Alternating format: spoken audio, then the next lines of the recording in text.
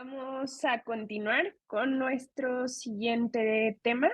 Es el tema de infecciones por platelmintos, el cual nos hará el honor la doctora Mónica Abud González de presentarnos este tema. La doctora Mónica es egresada del Hospital Civil de Guadalajara Fray Antonio Alcalde y actualmente es adscrita en el Centro Médico Nacional de Occidente en Guadalajara, Jalisco. Adelante, doctora.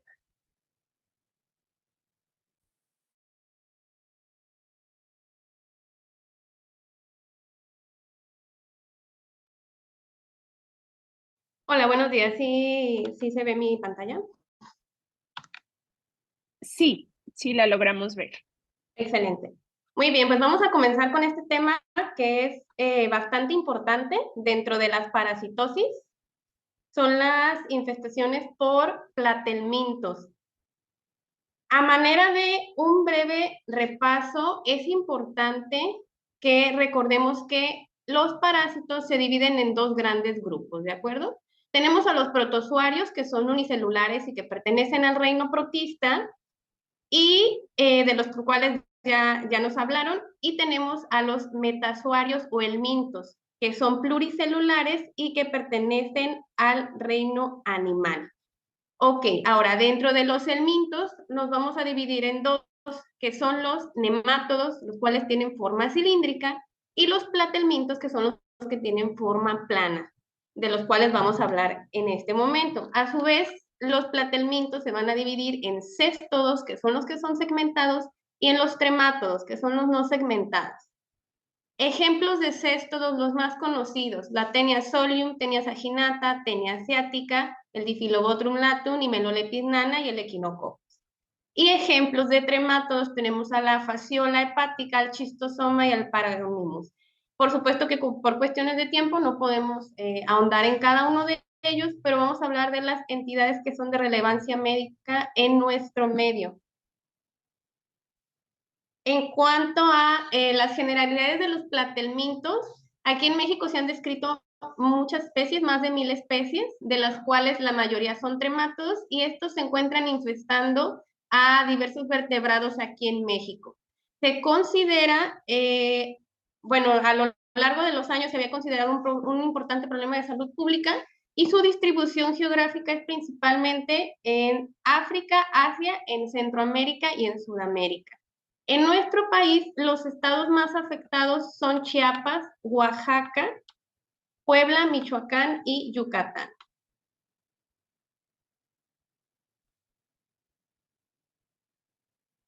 Me parece que dejó de compartirse, no cambia la diapositiva. Sí, seguimos viendo tu presentación, solamente que no ha cambiado. Y parece ser que se trabó un poquito. Muy bien.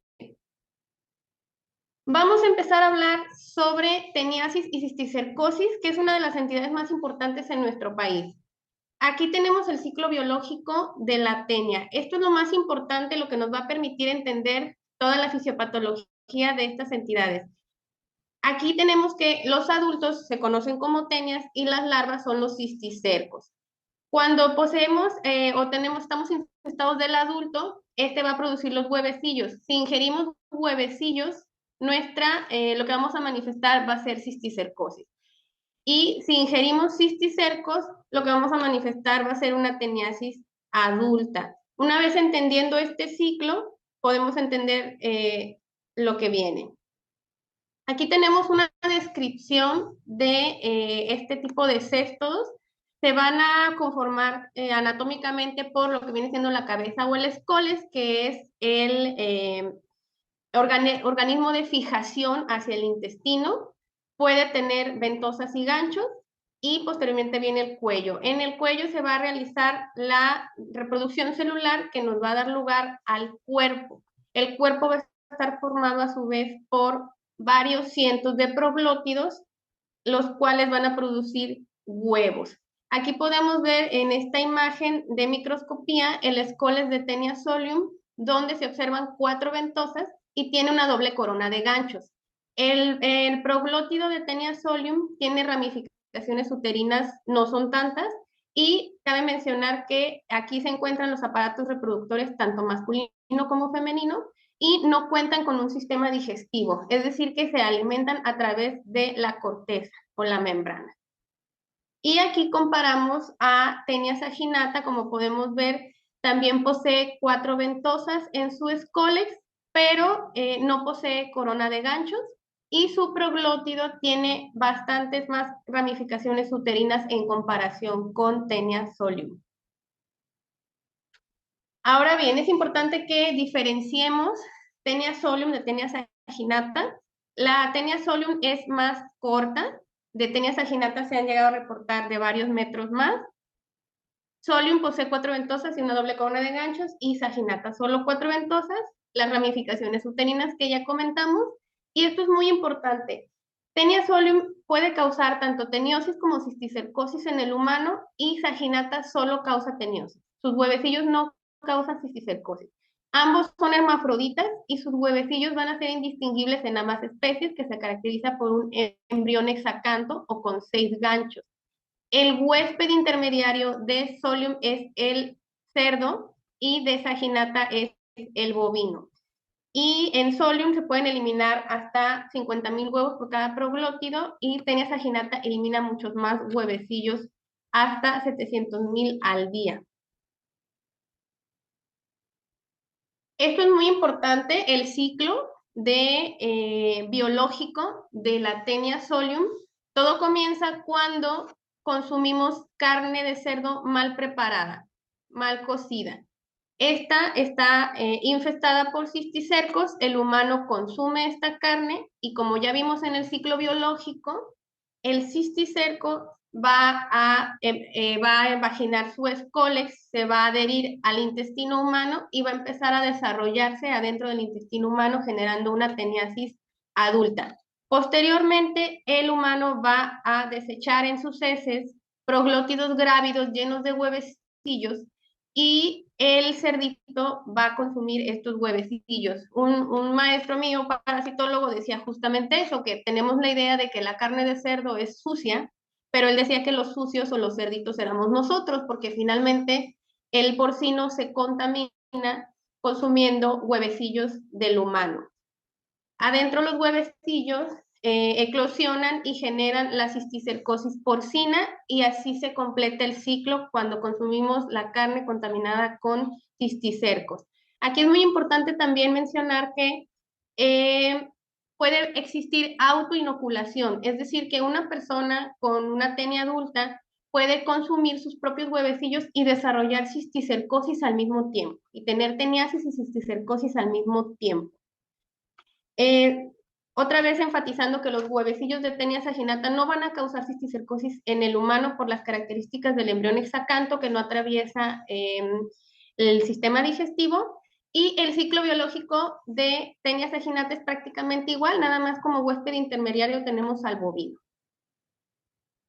Ahora bien, la teniasis, pues bueno, es una enfermedad milenaria, se ha descrito desde hace muchísimos cientos de años, y va a ser endémica en nuestro país. Los síntomas se van a presentar 2 a 3 meses después de que haya ingesta de los cisticercos, porque es el tiempo que tarda en desarrollarse los proglótidos. En la mayoría de los casos, los pacientes pueden ser asintomáticos, pero se han descrito síntomas como pérdida del apetito, pérdida de peso, alteraciones en la absorción de los nutrientes, una sensación de inapetencia o de hambre, prurito anal, y propios de las infestaciones por parásitos, que son urticaria, elevación de la inmunoglobulina E y eosinofilia. El diagnóstico, pues sinceramente es clínico. Obviamente, si vemos la salida de proglótidos a través de las heces, podemos darnos una idea de esta parasitosis, pero para diferenciar saginata de solium sí tenemos que hacer una observación directa de los proglótidos al microscopio y encontrar estas diversas características de las ramificaciones uterinas que ya les comenté. Los coproparasitoscópicos tienen baja sensibilidad porque la salida de los huevecillos es intermitente, no siempre es la misma. Existen pruebas complementarias o confirmatorias, como las serológicas, que es la ELISA, y por supuesto la detección de antígenos mediante PCR-NESES, que es el que tiene más especificidad, o bien la observación directa del parásito por una endoscopía. Y el tratamiento, esto sí es muy importante, debemos de eliminar el escólex o cabeza del parásito, de lo contrario, los proglótidos se pueden seguir reproduciendo y la infestación nunca va a terminar. El tratamiento de la Teniasis solium sí se considera una urgencia por el riesgo que tiene el ser humano de autoinocularse y de adquirir cisticercosis. El tratamiento de elección es el praziquantel, que va a producir la parálisis del parásito a una dosis de 5 a 10 miligramos por kilo, aunque su uso en niños menores de 4 años no está autorizado todavía. Está contraindicado en cisticercosis ocular porque la muerte del parásito adentro del ojo puede causar daños irreversibles aquí. Y también se ha descrito el uso de niclosamida como tratamiento a una dosis de 50 miligramos por kilo en niños, pero conseguirlo aquí en México, pues bueno, es bastante difícil. Y como segunda línea están descritos la nitazoxanida, el albendazol, aunque hay información bastante limitada al respecto, porque primero se tiene que descartar que el paciente no esté cursando con cisticercosis o neurocisticercosis, dada la respuesta inflamatoria que puede generar instaurar este tratamiento cuando mueren, empiezan a morir los cisticercos. Presentamos brevemente un caso clínico, es una pacientita de 8 años de edad que llevaba 4 años de evolución con dolor en mesogastrio tipo cólico que se presentaba cuando ella comía. Esto le generaba inapetencia, por supuesto que perdió peso, estaba cansada, afectó sus actividades diarias y tenía salida de parásitos de manera intermitente. Acudió a múltiples revisiones médicas, le daban tratamientos inadecuados, metronidazol, famato de pirantel, y pues nunca remitió el cuadro. Ella tenía antecedente de consumo de carne de res y de cerdo mal cocida. Le habían hecho estudios de sangre, coprológicos y todo había estado normal. En una ocasión que le empiezan a salir los proglótidos, la madre los lleva y es cuando se sospecha la teniasis. Ella recibió tratamiento con albendazol porque en su medio no había ningún otro antiparasitario y la respuesta fue adecuada. En este caso, tuvo una remisión de toda la sintomatología. Y este no es un caso de un niño, es una de las tenias más grandes reportadas en el mundo, fue en Tailandia y midió 28 metros. Fue de un hombre de la tercera edad. Ahora bien, la cisticercosis, también llamada cestodiasis tisular, esta sí se va a producir cuando consumimos los huevecillos de Taenia solium. Recordar que solo es de Taenia solium, va a ser endémico en nuestro país y esta se va a desarrollar hasta 3 a 8 semanas posterior a la ingesta de los huevos. Las fases del cisticerco van a ser la fase inicial, la inflamatoria y la degenerativa, y en base a eso van a ser la sintomatología que va a presentar el paciente. Dependiendo del órgano en el que esté alojado el cisticerco, es la sintomatología que se va a presentar y puede haber en uno o más sitios anatómicos y en las 3 fases simultáneamente. Se han descrito diferentes localizaciones de cisticercos.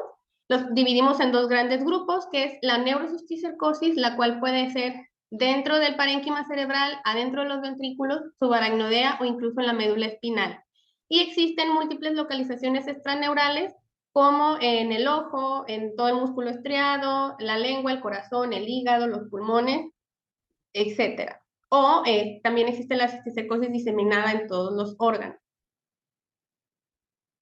El diagnóstico, primero debemos de sospechar obviamente en un área endémica como lo es aquí México, es una sospecha epidemiológica, imagenológica y clínica. Cuando existe una duda diagnóstica, pues tenemos a nuestra mano las pruebas serológicas como el ELISA o el PCR, y es muy común que sean hallazgos incidentales de pacientes que acuden por otra cuestión, se le toman estudios de imagen y se encuentran estas lesiones características, o también en pacientes que fallecen y les realizan autopsia y encuentran que estaban infestados de cisticercos.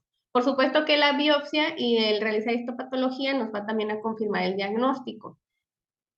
Detalles del tratamiento, pues los pacientes asintomáticos no van a requerir ninguna terapia específica.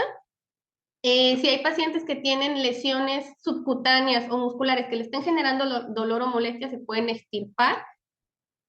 Pero, por ejemplo, en pacientes que solo tienen calcificaciones, ya no tiene caso darles ningún tipo de tratamiento antihelmíntico. Y el que sí es totalmente quirúrgico es la cisticercosis ocular. Y esto es importante, a todo paciente con cisticercosis extraneural se le debe de descartar neurocisticercosis. Y brevemente hablando un poquito sobre neurocisticercosis en los niños, se considera una de las infestaciones por helmintos más común del sistema nervioso central. En áreas aquí como México debemos de sospechar neurocisticercosis en todo niño que debute con crisis convulsivas parciales, que tenga cefalea constante crónica o déficit motores focales sin sospecha de otro trastorno neurológico subyacente. Una vez que el cisticerco entra en el cerebro, manifiesta diferentes fases. Primero, la fase vesicular en la cual pues, el parásito está vivo, se observa su membrana, el escoles. Observar el escoles es patognomónico de la enfermedad y por lo general en este estadio no hay respuesta inflamatoria y los pacientes son asintomáticos. Posteriormente el parásito muere y desencadena una reacción inflamatoria perilesional, degenerando el quiste y generando un fluido gelatinoso opaco. Esto posteriormente se retrae la cápsula y va a formar un granuloma. En este estadio hay muchos diagnósticos diferenciales que se deben de estudiar y finalmente el granuloma se mineraliza y se calcifica.